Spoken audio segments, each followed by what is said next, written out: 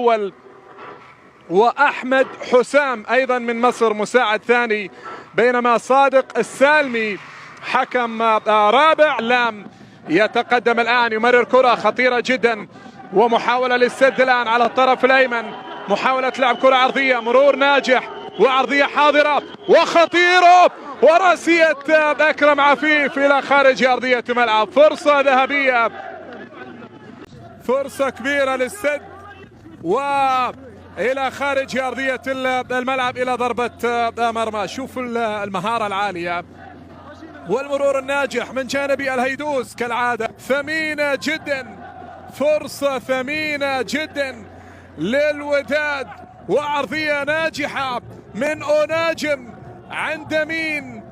عند منتصر الهتيمي. كانت فرصة منتصر وتهيأت أمامه مباشرة، طالت الكرة. شوف كرة خطيرة وفرصة ثمينة لمنتصر الهتيمي. راحت الخليجية ولا العربية بالتحديد من دون شك. السد، من يعرف السد عن قريب يعرف أن نادي نموذجي على مستوى العمل. وعندنا دخول في هذه اللقطة.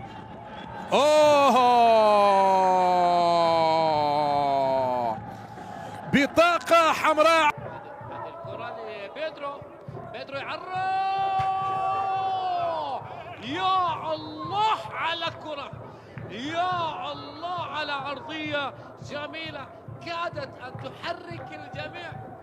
اللقاء، شوف اللقطة شكلها، نشوف بطاقة لا شيء، لا شيء، شكلها بطاقة قلنا لا شيء. امين ابو الفتح، هذا هنا ايش صار؟ هنا اللي عفيف اخذ مهارة، اخذه وبعد ذلك الكرة من مين؟ ماثيوس، ولكن التغطية الدفاعية الجميلة الرائعة زرع في حلق المرمى. امين ابو الفتح، شوف الراسية، وهذا امين بالقدم الخارجي. امين خط كورته، امين ابو الفتح هو يولد القوة لهذا النادي الوداد المغربي. واحد من عندي، يفعلها لا يا الله، يا انتهى تماما لهذا اللقاء بالتعادل 0-0. هذه أول نتيجة في البطولة وكأس الملك سلمان للأندية.